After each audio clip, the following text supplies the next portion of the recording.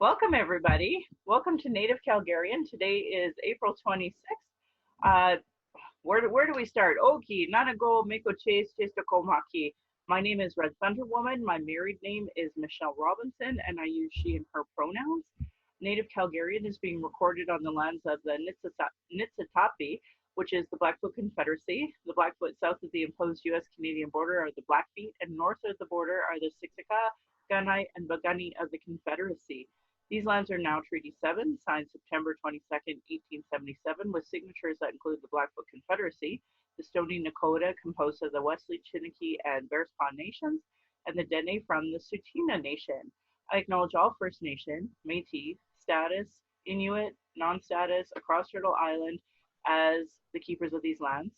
All non-Indigenous are treaty partners with the government signing on your behalf. I honor the Blackfoot. I was born in Calgary, or in Blackfoot, Mohkinstsis. Now that I have a visual, I can hit my elbow. I was born here as Michelle Elliott, an English name which has afforded me privilege in an English colonial world. My mother is Northern Slavey Dene, or Satu Dene, but my Indian Act imposed status card by the Canadian government says Yellowknives Dene, which is its own long story of getting status. My father is so Canadian that I am a daughter of the Mayflower, a daughter of the American Revolution, while having an Indian Act imposed status card. I acknowledge my Dene lineage and that I was born in Calgary, but my family is not part of the Treaty 7 signatories. My Dene lineage roots me in the land of the Hare people, also called the Great Bear Lake people in Treaty 11. I'm a native to Turtle Island, and my Dene nation is a visitor to this area of Quincho Tine Indahe in Satu Dene, meaning many horse town, named after the Calgary Stampede. Land acknowledgements are critical to creating a safer space for Indigenous, as well as honoring the guests, the host as I am a guest, and I acknowledge my role as a treaty partner, and hopefully all people acknowledge their roles as treaty partners. My humblest apologies to the Blackfoot elders and language keepers as I try to learn proper pronunciation. Any mistakes or misinterpretations will be on me. I encourage questions so that misunderstandings can be cleared up as soon as possible. I do not speak on behalf of all Indigenous, but I can share what I know as I walk down my red road. If you're experiencing emotional distress after hearing anything we talk about today and want to talk, there is a First Nation and Inuit Hope for Wellness helpline at 1-855-242-3310. It is toll-free, open 24 hours a day, 7 days a week, and there's also hopeforwellness.ca where you can text. Non-Indigenous, there are distress centers in your area. My Patreon account, I had an extra donor give me an extra $50. I want to say thank you to you. I want to thank all of my previous donors for already showing your support. If you value listening and can afford to give, thank you. For those that could not afford to give but listen in, I'd love to hear from you at nativeyyc@gmail.com, where you can send in your comments or questions. And we are also on iTunes, Google Play, and Stitcher. I want to give a super shout out to my loyal donors, Adam, Alexandria, Beatrice, Brian, Celine, Diana, Jocelyn, Judy, Karen, Kenna, Leah, Marisa, Natalie, Nathan, Rebecca, The Sprawl, Tiffany, Vanessa, and Veronica. So I actually have a guest today, and I got a tip when I'm talking to a guest that you can actually click on them so that you get to see them more. So I am going to see how I can do that. Doesn't it work? Hi. Hello, hi. Hi, would you like to introduce yourself? Sure. My name is Jaclyn Tompalski. I am Métis. I actually contacted you because you are one of the first people I've ever found on the wide web of the internet that has lineage from the same place that I do. My mother's family is Northern Slavey Dene as well. My mom and her siblings were all born up in Yellowknife. I was born in Hinton, Alberta, lived most of my life in Edmonton, and I now live in Ottawa, where I'm doing my master's degree. And I also want to acknowledge that where I am recording is on unceded Algonquin territory. So just because we're in different places, I wanted to include an additional land acknowledgement. Yeah, that's kind of the basic background of my biography, I suppose. Yeah, that's amazing. I'm really glad that you contacted me. Actually, when I read your message, I'm like, oh my God, I have to get her on my show. Oh, I couldn't believe you wanted me. Well, To me, it's about, I think, like, the biggest thing I've learned being out and about, and even my own personal journey, is that it took me a long time to identify who I am. I was really embarrassed of who I was, actually. I wouldn't identify as Native at all. And through the course of like, where I've come to now, of course I do. But even understanding who I am was its own journey. So to Mm-hmm. me, I just want to showcase anyone listening that's especially, Native. If they're listening, hopefully they can hear you're not alone in knowing who you are, feeling proud of who you are, and the journey it got to get here to be proud and know who you are. It takes a long time for a lot of us. So that's why I wanted to have you on the show.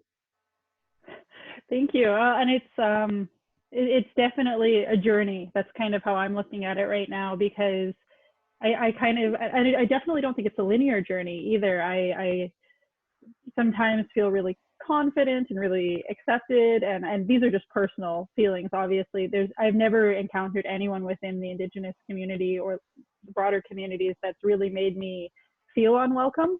But it's more of like this internalized thing, being so white presenting compared to other people, things like that, and not having grown up with that the cultural knowledge, and having it be something I had to figure out for myself, and obviously making a lot of mistakes, and continuing to make a lot of mistakes. And fortunately, I'm getting a lot of support where people are helping me and educating me. But yeah, it's definitely a journey. It is. It is. How long have you, introduced yourself as Native in some capacity, and even the idea that you're Métis? Like, why do you identify as Métis? um, those are good questions. I think probably, well, my mom, I don't even think I really knew that I was Métis until I was maybe 10 or 11. And we were in social studies class, and we were talking about the, Hudson's Bay Company. And, mom says, oh, what are you working on or whatever. And then it gets brought up, and it was, oh yeah, you're Métis. And I was like, that's how not a part of our lives it was. And then when I started at high school, I went to St. Francis Xavier High School in Edmonton, and they had a fabulous program there run by a wonderful man named Jeremy, and it was specifically for Indigenous students, just to learn about Indigenous culture or to participate. And so it was quite a variety that way too, where there was some very knowledgeable people and very immersed people with a lot of pride, and then people like myself who were like, hi, hello, I don't know what to say, I don't know what to do. So that was kind of where that started. I think we got, even not that this is the most important part of it, but even just going through the process of getting our Métis cards, I don't think I did until I was 18. And it was actually quite an involved process, as I'm sure many people know. But it was just something that I never really prioritized until I was old enough more to do it by myself. I had a lot of support from my family, but I had to do things on my own just to get it going through. So that was kind of when that all started. And then university as well. I did my undergrad at the University of Alberta, and they have a fabulous First Peoples House there, and they were really inclusive and really supportive. And that was probably where I kind of, the journey really began. And then working in corrections, unfortunately, was, we're fortunate that any element of Indigenous culture makes it into corrections and is supported. But that was actually probably the primary place where I had access to that community, which is unfortunate. Yeah, no kidding. I was talking to my husband last night about, our journey down the red road. And well, one, I was grateful he went with me, because if he wouldn't have, then I don't know if I would be here right now, frankly. But the other part is that, that we actually, through a social services program, that's how we really got connected to the local elders. And that's the sad reality. But it was a voluntary social services program, and that was the only reason why I joined it. But we did have apprehension within our family. My direct cousin, all of my direct cousins were apprehended by one of my aunties, and and that's a stigma that just seems to stick in a family. So to me, I was like, okay, well, maybe if we start with this program, I'll have, allies within the system. And then that way, maybe I'll have support. I don't know. I don't know what I was thinking. But anyway, I did connect with a bunch of the elders. And that is really how I got here today, because if it wasn't for that program, I don't know if my journey down the red road would have been good, because I've actually experienced so much lateral violence, especially in the local community. Um, and so I like, there are lots of prominent people that are local to Calgary that I just can't even work with, because they're just mean, point blank, because you're not Blackfoot, you're not Treaty 7, you're not I identified as Métis for a long time, because my understanding was I was a half breed, but they were like, but you literally have an Indian American Post status card. And I'm like, yeah, but I'm still a half breed, because when I was growing up, I identified as, well, I'm part Native. And they'd be like, well, how Native are you? And I'm like, well, my mom's Native. Like, do you have a card? Yeah, I got a card. And that was Do you get free school? Yes. No, you know how many speeches I open up? I open up my speeches with, I pay taxes, and I didn't get a free university education, and I've already blown the minds of every Canadian in the room. So yeah.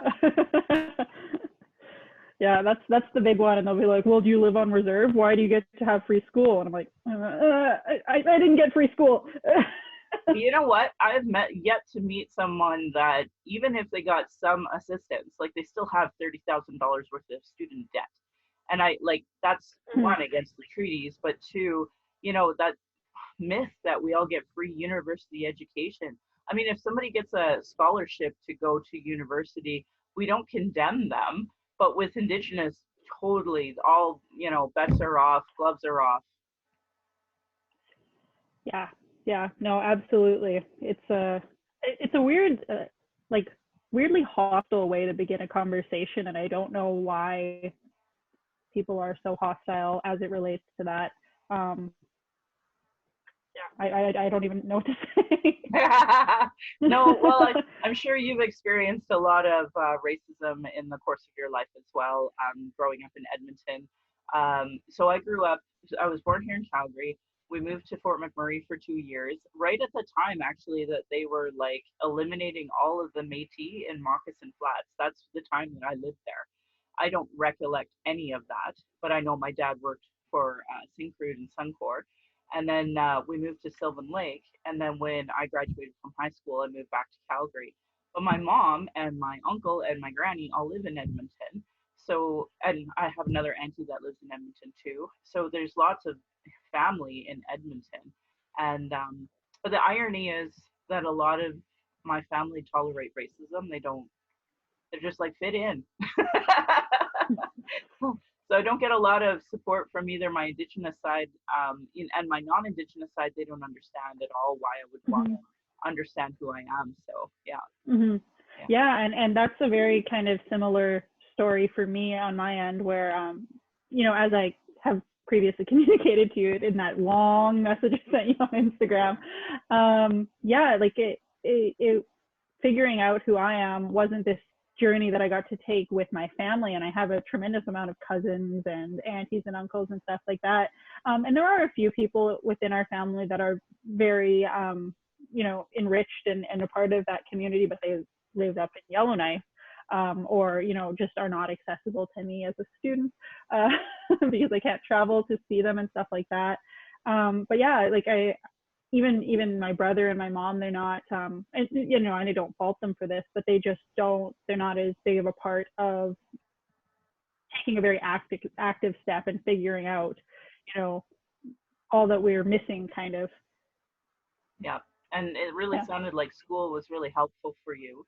I graduated high school in '94, and that was before they had learning centers or basically safe Indigenous spaces in the universities. So I never did end up going to university. I thought I could, because I was told my whole life I have this card, so I get a free university education, but it didn't work out that way. And when I was trying to talk to my guidance counselor in grade 11, grade 12, she clearly had no clue how to access money for Indigenous folks to go to school. So she was like not a guidance counselor for me in any way, shape, or form. So when I did move to Calgary, I ended up I took odd jobs. I even worked at 7-Eleven when I first got here, but I went to State at night and I worked during the day, like even at a paper printing company, in order to get my drafting under my belt so that I could start drafting. And so that's like, and I took debt for that. I never knew how to go through the process of, accessing cash or anything. And we certainly didn't have, even when I went to SAIT, we still didn't have like a Indigenous friendly space for Indigenous people to go. And the Friendship Center, when I first moved here in '95, like it was not friendly. I walked into that door and you could just see the scowl and the look on their face, like, what the fuck are you doing here, white girl? And I felt that way inside. So I Yeah. just, I never connected really to the Friendship Center at first. And it wasn't until later when I was like I had my daughter in 2007. So it wasn't even until past then that I started being like, okay, I'm gonna go back to the Friendship Center and check it out. And I just started following. Social media was a wonderful tool because it finally connected me to Mm. organizations without bypassing the judgmental receptionist at the front that was hurtful, like in what, 95.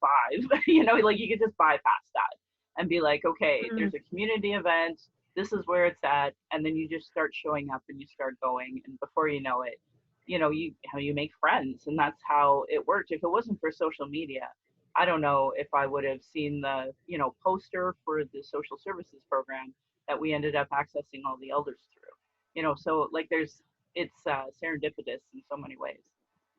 Yeah, I've kind of had that. I feel like I'm going through that where I was starting to feel comfortable within the community and in the Edmonton area. And then moving here to start my master's, I came here at the end of August, 2019. It's now, oh gosh, April 2020. Yeah. But yeah, now that I'm coming here again, and I feel it feels like I'm brand new to it again, where I'm scared to go to anything, and I'm, because there's so many different communities too, and so even where I could say, oh, I can trace lineage even if I don't have that, and not that I've never met anyone in my own experience that has been like, you're not this enough, you can't come here, but I feel really nervous and and young again, kind of about it. Yeah, well, And if you so, ever come to Calgary or Treaty 7, let me know and then we'll go together. So, yes, I would love that. yeah. I would love that. I've every intention of coming back to Alberta as soon as this is all this COVID stuff is done, and then it can travel safely again. What are you Nice to taking come in back. school? So I did my undergrad in criminology at the U of A, and then I am now at Carleton University in Ottawa, and they don't officially have a graduate level criminology program. So I'm officially doing a Master's of Arts in Sociology, but it's very much crim focused. And it's actually, I feel like it's such a loaded question. And whenever you ask a grad student what they're doing with school, but the very basics of my thesis focuses on the rate at which Indigenous people apply into and then are accepted into drug treatment court programs. And my big kind of, this is informed from my own experience working in corrections. But the big thing I noticed when I was working in corrections and when I was working at the drug court in Edmonton was the kind of reduced Indigenous representation as it relates to the overrepresentation of Indigenous people just in jails and prisons. And so basically what my thesis hopes to do is to quantify that Indigenous people likely aren't applying into drug courts as much as much as non-Indigenous people, and then that they're actually being excluded a little bit more, be it like systematically or unintentionally, but or intentionally. I guess that's kind of a wait and see thing as how the research goes. But yeah, that's kind of the focus. Right on. Yeah, I'm pretty sure Carleton, isn't that where Seb Millette is? With who? Sorry. I want to say there's a fellow named Seb Millette there, and he's a Métis scholar. I follow him, and he Maybe. gives a lot of information about because like where we're from, Alberta and such, like we have all the Red River Métis and such, but in our lineage, Mhm. it's not necessarily connected to Red River. It's just the first half breeds really. But our Quebec cousins who had the first real like half breeding happening, um, they have like all of this history, and I feel like there's a really concerted effort at this moment to really erase all of that history, which is I can't understand it. But here, like in Alberta, because there's been so much of that hostility and lateral violence in the Métis community, like even someone as prominent as Colleen Klein, Rob Klein's wife, has been excluded from a lot of these conversations when she was the advocate for Indigenous rights in Alberta in like our previous generation, right? So those are things that I'm really Mhm. concerned about and really worried about. But I know Carleton has some good Indigenous, like the U of A has a good uh, group of Indigenous people. So does Carleton. And trying to think, there's some other Mhm. prominent professors that I follow on Twitter that are there. So I'm hoping that you find your space there because you obviously deserve to be there. And your thesis sounds amazing. Thank you. I hope it it's in kind of, I would say I'm like 35% into it right now. So it's coming together. It'll be a little bit challenging. Just, what, this is actually a really funny thing that has come up in my research is I was trying to get demographic information from the courts in Alberta. And I have a friend who works there, and I said, hey, what's like the best way that I could go about this? And she kind of stopped me in my tracks, and she's like, you know, I would be surprised if you can just get basic demographic information. It's like, and something so simple as, Indigenous or non-Indigenous identifying. She's like, I don't know how easy it's going to be for you to find that information because it's just not systematically recorded and stored in a way that's like really accessible. And I think that's kind of damning in a way that, no one wants to show how bad it is. And if we don't record it, no one can call us out on it. And I that's kind of what I'm thinking is happening. Who knows, but maybe it's just that they're under resourced or a bit of both. But I think it's systematic. I know exactly what you're talking about because when I was researching, even before I had my daughter, the type of stats that would always come out were awful. Like news articles against Indigenous people were awful about, how we're basically inferior people. But yet I would look for the stats and find out that actually Indigenous were excluded from stats even back then. And I'm like, how can that yeah, be? How can we still be there? And today, here we have the COVID-19, and the territories actually are not keeping stats of who's infected, who's Indigenous, and who's non-Indigenous. So we don't know if they're Inuit, we don't know if they're Dene, we don't know if they're Métis, or we don't know if they're settler. We just don't even know. yeah, yeah. It's a really weird problem. And then, especially in light of all these, like this narrative that's being created that we're so committed to reconciliation, just like these really basic steps that could, in the context of the system that's trying to fix it, I recognize that we could probably have a different system. But if you're trying to work in the system that exists, at least the system could at least do its part to, if they're so committed to reconciliation, to recording it in a way that they deem meaningful, like these little things. And so it feels very like, hypocritical to me. And it's like, oh, well, all this stuff matters so much, but, you can't get policy changed without data, but we're not going to record the data. And Yeah, no, yeah, it's it's been across the frustrating. way. When Justin Trudeau gave it in the mandate letters that every single portfolio had to start having some type of like Indigenous inclusion because there's no relationship more important than that with Indigenous, you would think this would be a basic, okay, let's start with Yeah. collecting stats. And they don't even do that. Jane Philpont was the first minister ever to be like, okay, let's collect all the data on the water and then not only collect that data, but then set goals to start giving everybody clean drinking water. So that means every single Indian Affairs minister up to Jane Philpont was that useless, really. Yeah, That's the perfect way to describe it. yeah. And it just seems so basic. Again, if the system values these things so much, why aren't you including it? Yeah, and I feel frustrated constantly. But. One of the things that I found really empowering in doing the course of all of this research, I read a really great book called White Fragility. And I go back to it all the time whenever I'm feeling a little down, like, how can you be so blind? Because that helps gives me the words to say, okay, people are just being fragile. But the other component in there that I found so empowering was that they actually had this expression called racial battle fatigue. And I contacted the profs that coined that term down in the States, and they said, as an Indigenous person, feel free to use that all the time. And I bring it up to empower Indigenous all the time. And that book, White Fragility, I would love to write settler fragility, because it's the same concept. Because I'm in Calgary. I live in the Northeast, and I have lots of people from India, Pakistan, Filipino community. We have a huge Filipino community in the Forest Lawn area.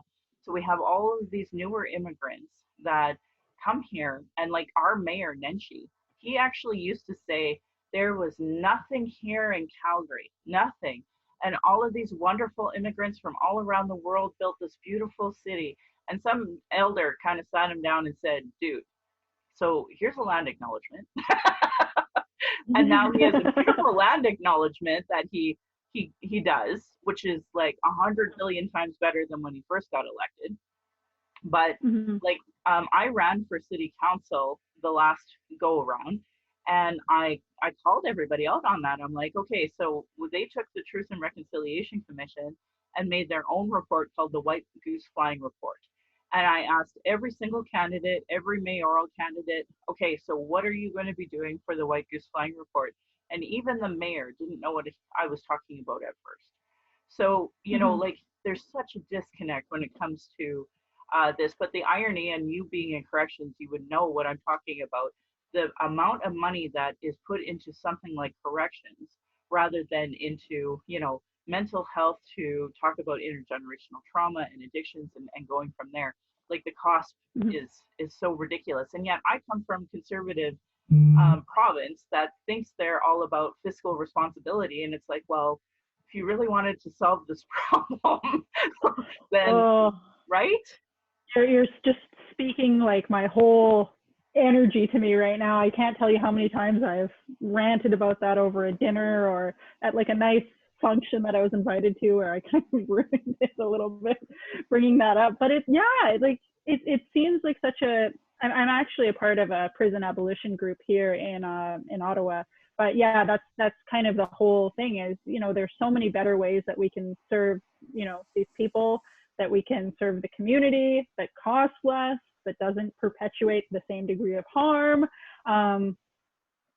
Right? It seems, and yet, especially conservatives, they're the first one to say, well, we have common sense and we care about personal liberties, except when it comes to Indigenous issues. Absolutely.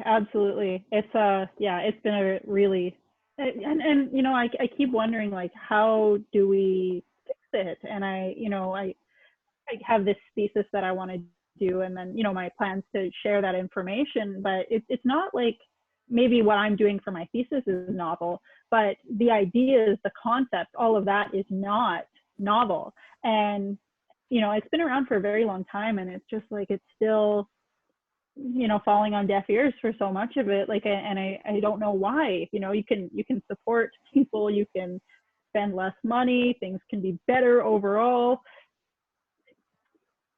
Right? Why aren't we doing it? But because I talk a lot about, so just to give you some background, my family, I grew up, the first memories of my life are my parents fist fighting. That's my first memories. So violence against Indigenous women and domestic violence is something I've watched my entire life, whatever new study, new information, whatever comes out on that. And so we just had this awful tragedy in Nova Scotia that happened, and it sounded like it was all gender violence based. And the first thing I tweeted out was to my friends on Twitter saying, we have given reports, inquiries, commissions, calls to justice, calls to action. Like, we have the data. We have all the information you could possibly want. But there was a really great article, and Pam Palmater was one of the co-authors of it, or at least one of the contributors. And she had said, well, the entire article was based off of the RCMP, and law enforcement can't actually ID a potential, person that would snap like this, because they don't understand, because they're white, they want control, and they have a fascination with guns and law enforcement and police cars, and it's like, so they are the demographic, and so they can't, differentiate the difference between themselves and the average Canadian with way too many guns that has domestic violence charges underneath them. Because, as I'm sure the RCMP and law enforcement always blame the victim and are like, oh, what'd you say to trigger him to do that? As opposed to be like, what? You need some serious training on how to deal with people. Yeah. Yeah, it's a lot. Yeah, it's a lot. It's kind of overwhelming, and you just want to. That was the reason I got into graduate studies, even to begin with. Was it was like, okay, well, I have some knowledge. I want to grow this knowledge, and I want to share this knowledge and make an impact. And then, it's kind of reaching that point now where it's like, hey, this knowledge exists. Where is the impact? There's so many great advocacy groups and all that stuff, and it's like, well, where, what's going on? Why is this the hard part? Really, the research should be the hard part. Why is having it make an impact not the hard part? Or why is it the hard part now? I mean, Absolutely. Yeah. It's a frustrating, and it gets talked about a lot, but then it gets talked about like this, how can we make our research more impactful? And then we sit around and we talk about it, and and I'm glad we have those conversations, because it's better than not doing anything. But then it's like, well, we're still talking about it, and not to discount the work that has been done, because historically we have moved mountains, but it feels very slow, and it feels very burdensome to the people that are already burdened. Yeah. And then now have to face this additional, almost like a caregiver burden, but of trying to care for a big community and trying to advocate for them. And it's really, really shocking and horrible. One of the things that came across my Twitter last night was the UN actually called out Israel for the way their treatment to women, children, and men in the Palestinian jails, and they were calling on Israel to, stop this, and especially with COVID-19. So I actually tweeted to them and I said, hey, is there a way that we can get basically a similar statement to Canada for their treatment of Indigenous people? And they said, yep, here's the form. So I was wondering the organizations that you might be working with, because obviously it's, again, serendipitous. I hate using that word twice in one podcast, but that I'm meeting with you and you're telling me where you're involved, and I got this link, and I'm like, okay, I'm going to send it to Jack. Do you want me to call you Jaclyn or Jackie? Jackie is fine. Yeah, I'll send it to you so that you can have a look at it as well. Yeah, because I think it'll matter a lot. Yeah, we can start working on something like that, because I find that you were talking about advocacy groups, and they're doing some wonderful work, and I try to support them as much as I can, but sometimes it's who will actually hit submit, who will hit send, will it actually get out there, who does the work, the background work, Yeah. Well, the organization that I'm currently working with, I'm not a founder or anything. My supervisor, Erin Doyle, is one of two founders for the group, but it's called the Criminalization and Punishment Education Project. And what they do is its foundation, it is about prison abolition. But because we can't just abolish correction, we try to at least kind of, and I say we, but I am a cog in the wheel. Just try to either improve prisoner rights, which includes Indigenous people. Sorry, that's kind of more what I focus on, and like seemingly little things like having, you know, prisoners. We made a lot of pushes with other organizations to get people out of jails and prisons if we could, because of COVID. We don't, you know, it's a kind of like a nursing home. It's very dangerous environment with, you know, people with lower immune systems and different issues that way. So that's kind of been, you know, those are different initiatives that we take. Things like getting them better food. People don't deserve to eat such terrible food like as if it's like a punishment. So the group specifically that I work with does a lot as it relates to the Ottawa Carleton Detention Center, but it's a whole network that can be seen on like our website or Twitter or Instagram, all that stuff, Facebook. But there's so many different groups kind of working together, promoting these same messages with the ultimate goal of getting people out of prison. And for me specifically, getting Indigenous people out of prison, like especially at the rate that they're overrepresented. Yeah, 100%. That was very long-winded. Even the detention center type migrant rights organizations, like I've been trying to amplify their voice for the exact same reason. Like these are literal people trying to, you know, have a better life. And we basically said, yep, just stay in jail here for a while until we know what to do with you. But during a COVID-19 pandemic, this is, I mean, you shouldn't treat humans that way anyway, especially with a lot of them have come from like war and refugee camps. They need like stability, not a new jail. Yeah.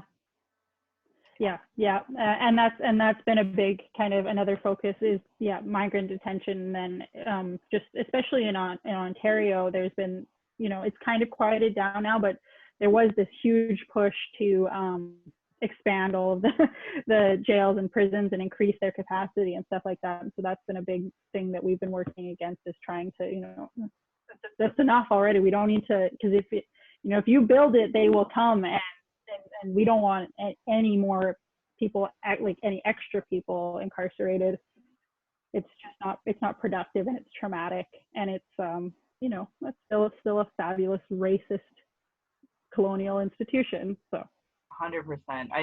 The CBC just had a great podcast on that where they talked about actually a young girl who was like bubbly, happy, excited, and then over the course of their study, you know, her mental health just deteriorated, and the guards would yell at her going to the fence to see her dad, and you know, it broke her spirit. And it's like, yay, I'm a part of a country who did that. Awesome.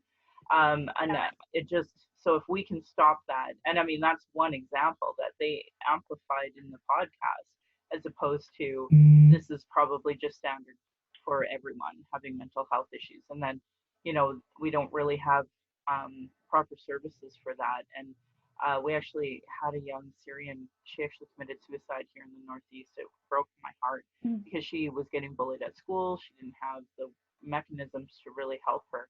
And especially in our area, like the school board does not want to acknowledge bullying. And actually, you're going to get a kick out of this. So the CBE actually did a study to talk about bullying, excluding all parents, excluding all children, and just asking just teachers alone. And conveniently, they found that there is no bullying. It's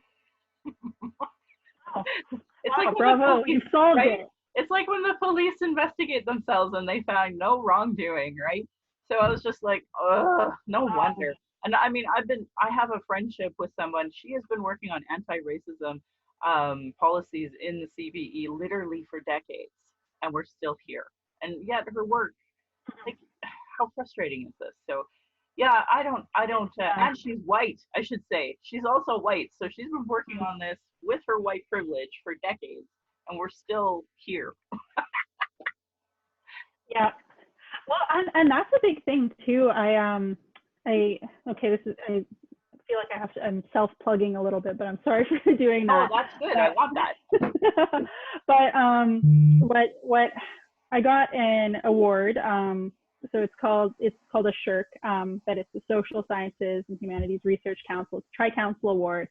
And so at the master's level, it's kind of like the highest award that you can get for graduate studies. Thank you.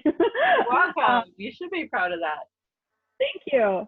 But a big focus of my obviously my thesis is Indigenous and law and justice focused. And I was interested after I found out that I had been awarded this. And so I went and I looked at previous years at the stuff that gets funded.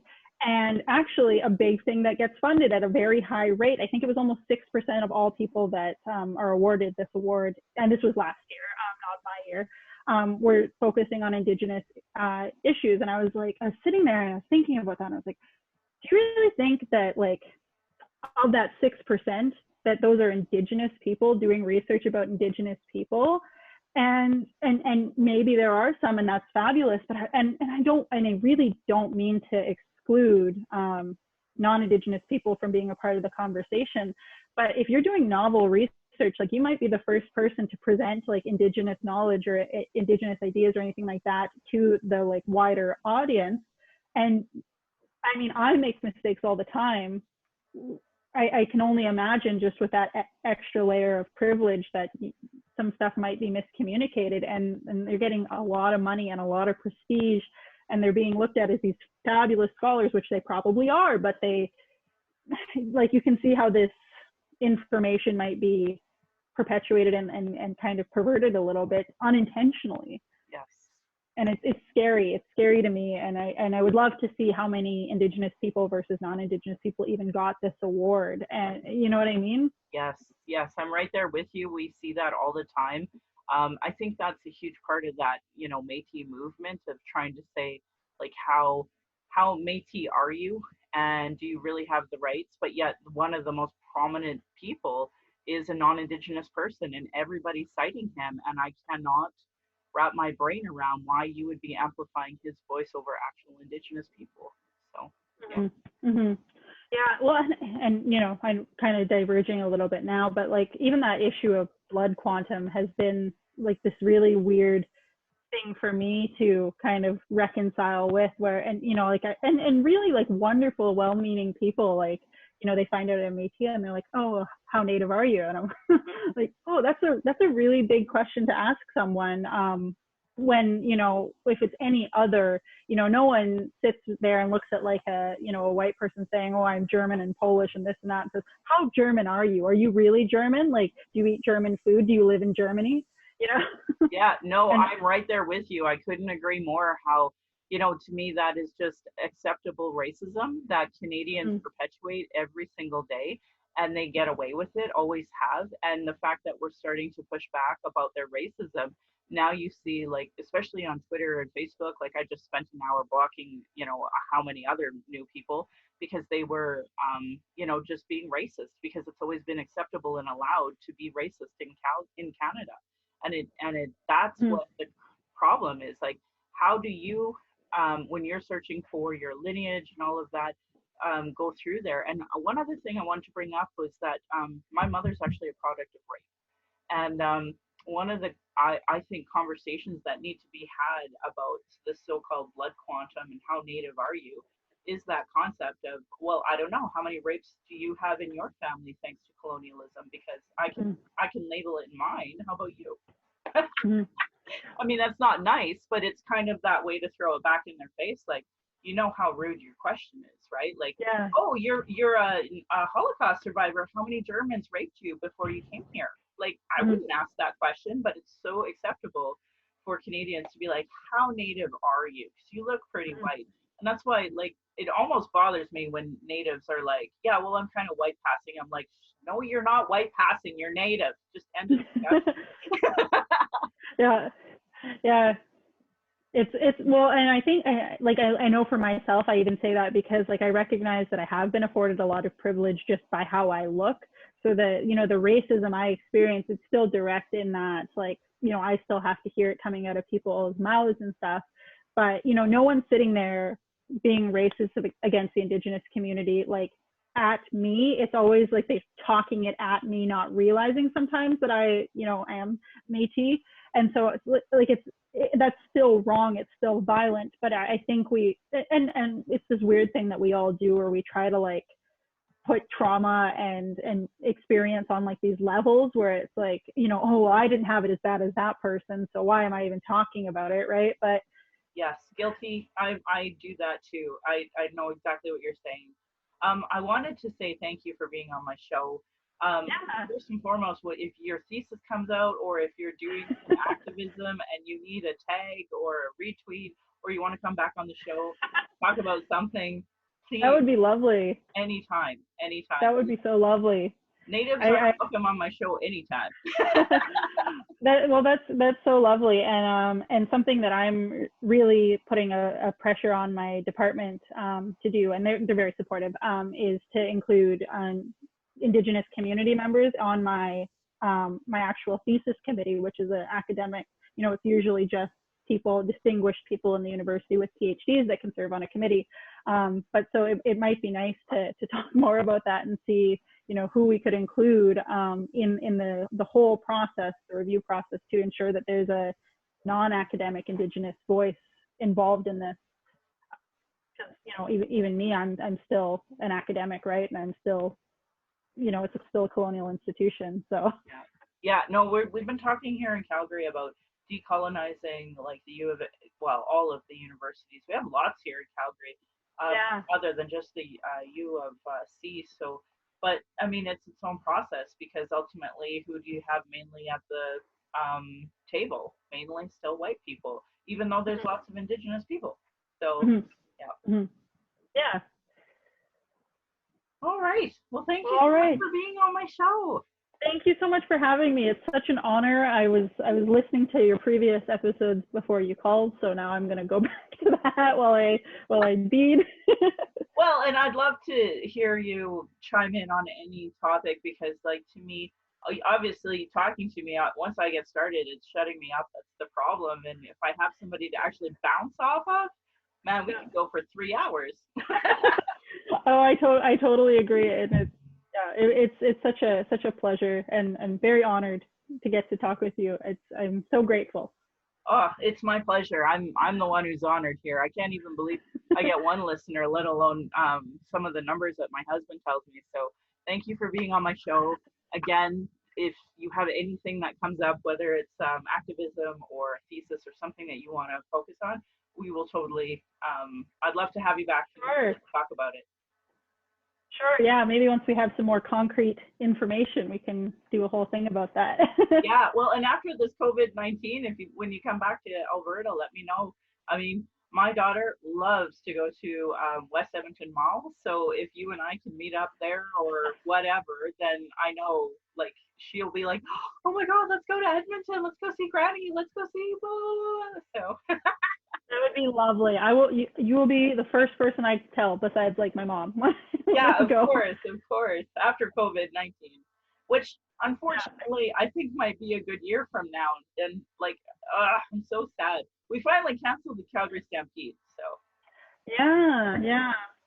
And that's if anything, that shows you how serious this is, that they would dare to cancel the Calgary Stampede. Well, unfortunately for Calgary, we have some of the worst numbers for this, and the transition back to really poor workplace and migrant rights. But don't get me started. That's another day. That's another day. That's another day. Thanks again for being on my show, Jackie. I appreciate it. Thank you so much. It was such a pleasure. Awesome. Honored. All right. So I am going to go on my script here, and and for anybody who's listening, I need you all, if you're following me on Twitter, if you're following me on Facebook, you'll see me throwing out stuff about Turk the Ramsey turkey. A lot of people call him Turk Diggler. And I yesterday just put out a link on a coloring sheet of him, because this is our COVID-19. So we have a turkey that's loose around Calgary, and it's it's wondering where all the humans are and keeps checking on us, like, where are we? So it's walked around our neighborhood, it's crossed the bow, it's went to tell a spark, and the cops are actually following this thing, because it's a big Calgary thing now. And but it's so funny, because here I am talking to Jackie about migrant rights, Indigenous rights, and in Calgary the big thing is a turkey. That's the big thing. So we care more about a turkey apparently than Indigenous rights. Anyway, Indigenous have been talking about the issues, sharing our traumas in reports, commissions, public hearings, just so it can be regularly disregarded. No more.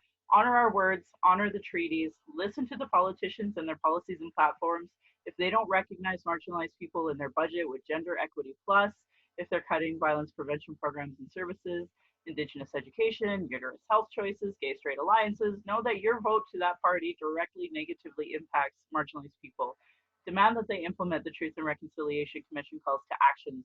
The recommendations of the Royal Commission on Aboriginal People, the multiple reports about child welfare reform, the violence. Oh, I just had that conversation today on Twitter. People are like, yeah, Claire's Law is such a good win for the UCP. I'm like, hold up. Do you know how many freaking child welfare reform reports there are with zero implementation of it? And Claire's Law wasn't even on that as a recommendation to do. Anyway, violence prevention programs, the 231 calls to justice from the National Inquiry on MMIWG. Denying these reports is a form of abuse called gaslighting. Our people are experiencing extreme racism in the justice, educational, health institutions with multiple reports that say the same thing.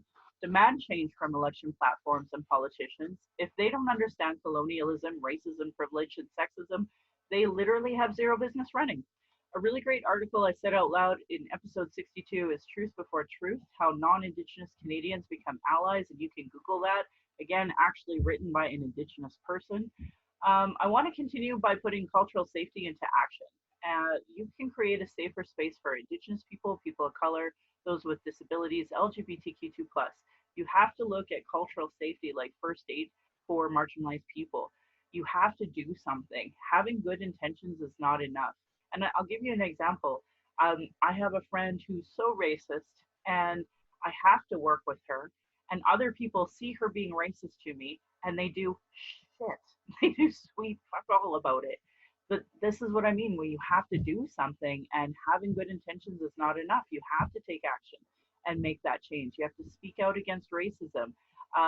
Something, I'll give an example that happened to me yesterday while I was at Max. There was a really aggressive black truck that came up and parked really awful. And then there was a tiny car beside me with a young woman and a child in the back. And he started screaming at her, and she smartly stayed in her car until he went into Max, got whatever he was getting, goes back into his car. But in the meantime, I took pictures of his license plate, took pictures of him. So when I waited with her, and when he left, I got out and I said, I took pictures. Do you want them? I can text them to you. She said no, and that's fine. I can delete those pictures. But the bigger picture is I did something. You have to be an ally if you see people being marginalized, if you see people being awful. Take responsibility for your own learning.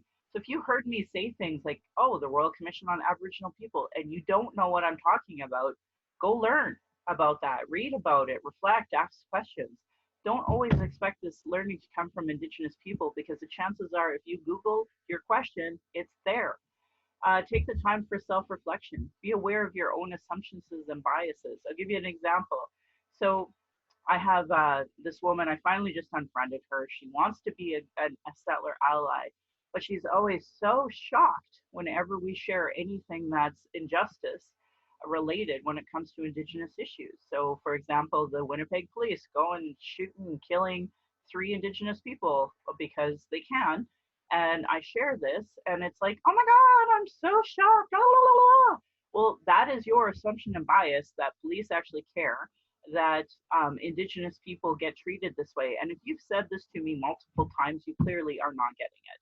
Your bias is just going to be there, which is sad because I want to help you, but I can't. You're actually like, giving me racial battle fatigue by me constantly explaining.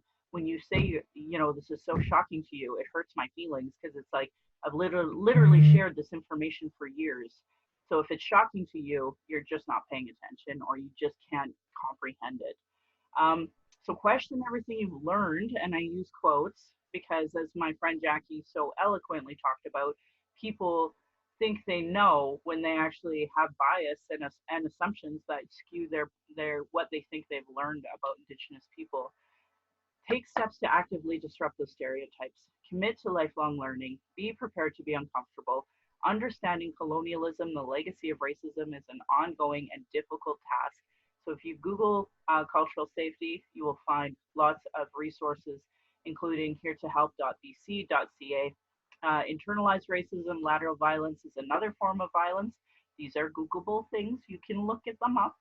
And if you don't know what I'm talking about, but it's a form of violence against Indigenous people or marginalized folks that experience racism, a structure of racism on our lands by, Indian Act, Indian residential schools, prisons, land clearing policies, so many things, RCMP.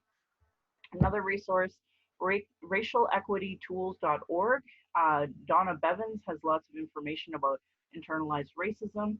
There's do's and don'ts for bystander intervention by the American Friends of Service Committee, where you can find out how to make your witness, so what I had described with that woman is what bystander intervention can look like. And it can look a little different for you, for whatever your situation is. But I want to emphasize, do not call the police. As we've seen, calling the police means dead Indigenous people, and that we're not alone. Black people are targeted. We have Muslims, Arabs, lots of folks that are. We have an incident here in Calgary with a fellow with schizophrenia. Called the police for help, and they shot and killed him. So don't necessarily call the police unless you're being asked to. But don't do nothing. Silence is dangerous. It communicates approval and leaves the victim high and dry. If you find yourself too nervous or afraid to speak out, move closer to the person being harassed and communicate your support with your body. Teach your kids about accountability, because these racist pricks are learning it from somewhere. If you're experiencing emotional distress and want to talk, call the First Nation Inuit Hope for Wellness helpline at 1-855-242-3310. It's open 24 hours a day, 7 days a week. And if you're a texter, you can also text them at hopeforwellness.ca. Violence is my everyday reality. Every Indigenous generation has faced it. That's why I started this podcast, to speak freely without interruption, without tone policing, without leadership shaming, without gaslighting questions, as many people don't want to hear Indigenous opinions, but sure want to tell us theirs, usually by people who know nothing about Indigenous, colonialism, the constant surveillance of Indigenous people, our protests, our vigils, our rights, typical microaggressions, people dealing with internalized racism, so they become the gatekeepers and survive off the status quo, or other people who are still so in their trauma that they stop people from doing the work and depleting personal resources. External and internalized racism is an everyday reality for Indigenous people, and that's why I've created this boundary with a podcast, just so we could be heard. I want to say thank you to my ancestors, my granny, my mom, of what strength looks like through your example. I want to thank my dad for teaching me to be strong and blunt, my stepmom for showing me what a proud culture is through her Austrian family roots, and teaching me to be a proud Calgarian. It's through her I'm a second generation proud Calgarian. Thank you to my husband, Darcy, for producing and editing this show, on top of being my husband, my childhood friend, father of our children, and support down my journey of the Red Road. He has witnessed decades of racism and sexism that I've experienced. To our child, who we are blessed to learn from every day, we are honored you chose us. You give me daily accountability to be a better and stronger person, and my hope is that my daughter and my family will be proud in the future of us trying to discuss these present day issues in a way that they'll understand. Again, my Patreon account is Native Calgarian, where you can pledge and support. I want to say thank you to Adam, Alexandria, Beatrice, Brian, Celine, Diana, Jocelyn, Judy, Karen, Kenna, Leah, Marisa, Natalie, Nathan, Rebecca, The Sprawl, Vanessa, Tiffany, and Veronica. I want to say thank you all for signing up, and I want to say a special shout out to the person who gave us an extra $50. I can't tell you how much that helped, because this runs at a deficit, but it's fine. At least I get a place to, dear diary. If you did one donation or had many and had to quit for financial reasons, I just wanted you to know I appreciate your support. If you value listening and can afford to give, thank you. For those who cannot afford to give but listen in, I'd love to hear from you at nativeyyc@gmail.com, like Jackie did. Send in your comments and your questions, and we are also on iTunes, Google Play, and Stitcher. And I want to give a side eye to those Calgary rabbits, especially during this COVID-19. You are lucky I'm not your dish. And my beautiful cousin would respond, or you'd be in my dish. Thank you, everybody.